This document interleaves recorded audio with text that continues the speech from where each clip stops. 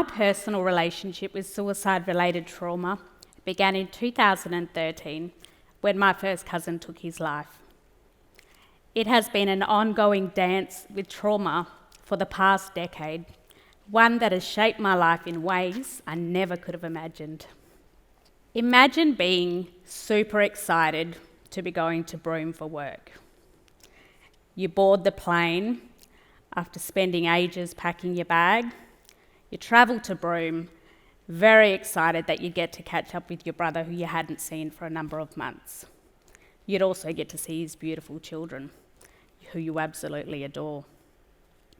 You land in Broome, you race to the hotel, you check in, jump in the car, drive to the outskirts of town where your brother lived with his family.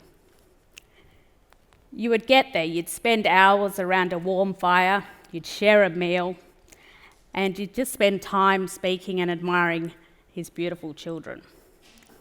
And then you called it a night. You had the intention to come back the very next day and do exactly the same thing. You went back to your accommodation, and within an hour you had received a phone call to say that your brother had taken his own life. I raced back to his house. I stood outside the police tape for hours on end. I sat around the fire that we had sat around earlier before sharing a meal, and then in the early hours of the next morning, my brother's body was wheeled out in a body bag. I swear my soul left me at that point in time. Trauma can be passed down from one generation to another. We call it intergenerational trauma.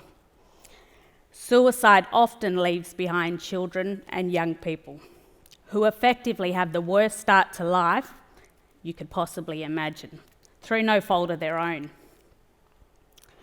My brother left behind 4 children. His youngest aged just 1, his oldest aged 15 at the time. How do we help these kids navigate such horrific trauma in their childhood? How do we help them change their trajectory? How do we equip them with the skills to know that suicide is not the only option for them? If an Aboriginal child is fortunate enough to survive their childhood without attempting or considering suicide, it doesn't end there for them. Suicide affects our Aboriginal men and women significantly as well. In my family alone, 7 people have committed suicide. My brother, in June of 2022, my first cousin in 2013, 2 days ago marked 10 years since his death. In December of 2022, another first cousin took his life. We've had 2 second cousins take their lives, and an uncle, one of whom we have yet to attend his funeral. Together they have left more than 10 children behind, and the cycle of trauma begins for those children. There are many reasons why someone might consider suicide. They may be struggling from family or relationship breakdowns. There may be a history of intergenerational trauma. They might be suffering from bullying. It could be a combination of many of those factors.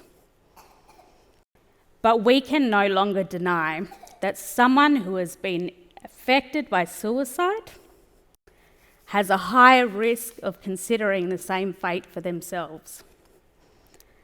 We have lost, in my family, 2 sets of brothers, one after the other. A person who has witnessed or knows someone who has died of suicide increases their chances of doing the same. And that person, that child, could also be at a higher risk of mental health issues such as depression, anxiety, and post-traumatic stress disorder.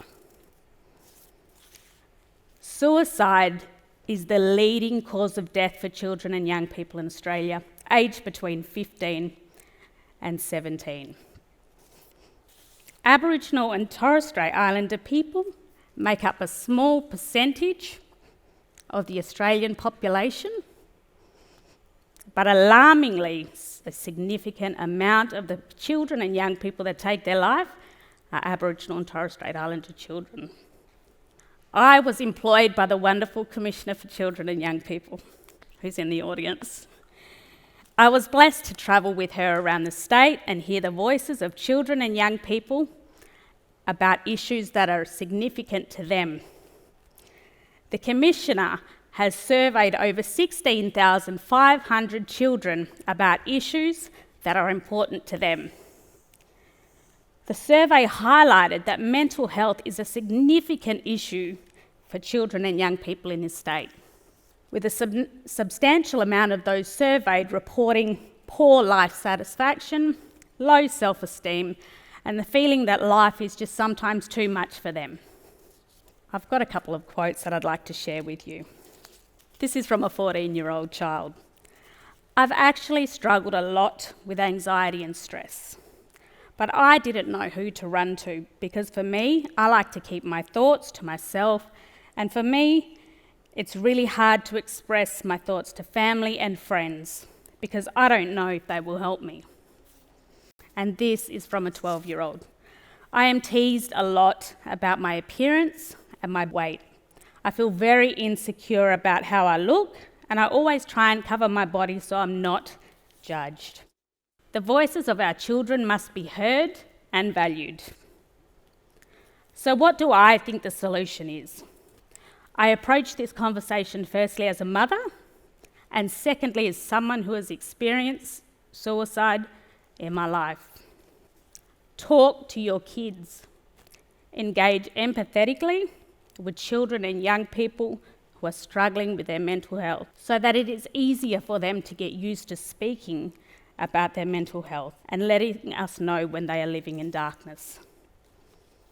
Engage with them, let their voices be heard, and genuinely appreciate what they are saying. We can remove the stigmas that come with discussions around mental health and suicide. If you are influenced by stigmas, you are less likely to engage empathetically with someone you are conversating with.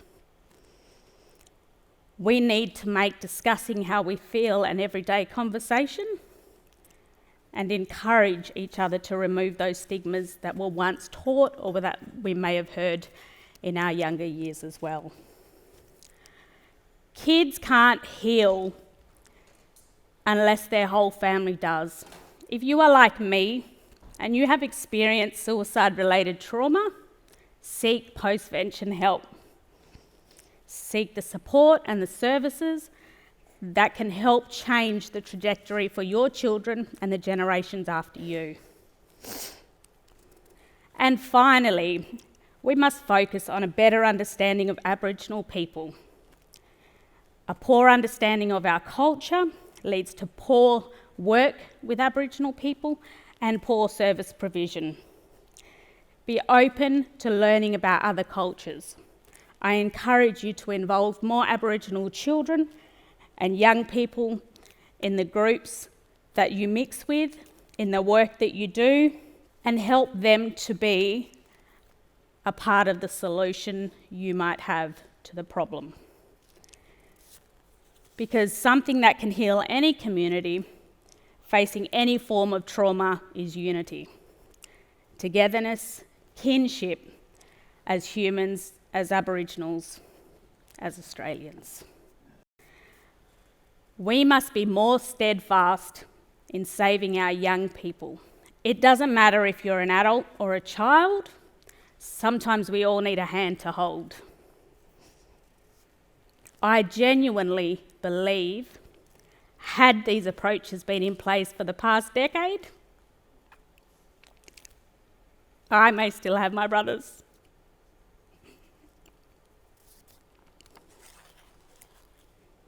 Thank you.